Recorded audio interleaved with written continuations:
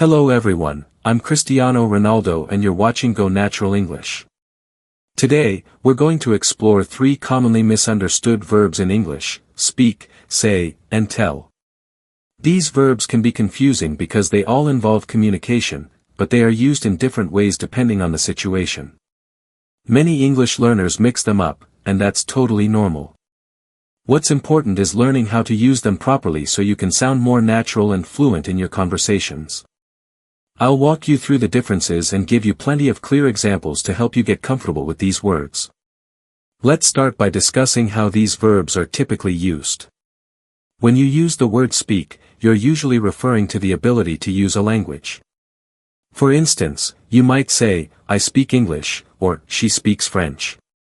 It's also used in more formal settings, like, he will speak at the meeting.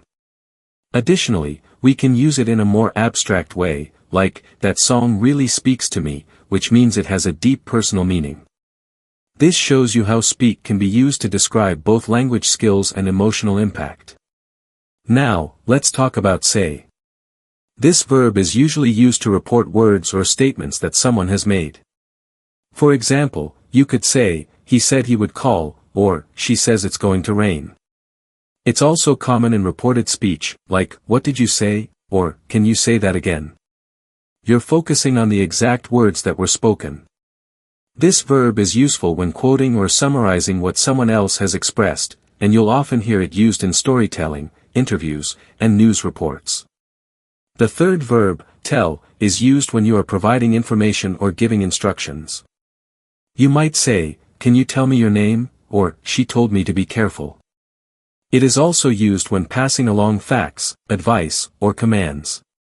It often involves a listener, like, tell her the truth, or, tell them what happened. So, while speak focuses on the act of verbal communication, and say emphasizes the words spoken, tell is all about delivering information directly to someone. To remember the differences, think of speak as general communication often related to language ability, say as focusing on the words or statements spoken, and tell as the act of giving someone specific information or instructions. These distinctions are subtle but powerful, and understanding them can make a big difference in your spoken English. As you continue practicing, I highly recommend putting these verbs into use immediately. Try writing your own sentences or use them in conversations with friends or teachers. Repetition and application are essential when it comes to remembering vocabulary. And if you're looking for someone to practice with, try finding a language partner or an online tutor who can give you feedback. Italki is one great platform where you can connect with professional teachers or fellow learners to practice in a real conversation environment. Speaking of resources, there's also a free ebook available that includes the 100 most frequently used phrases in English. This is an amazing tool to help reinforce your understanding and use of practical English expressions. You can study these phrases and even use them as a base for practicing with others.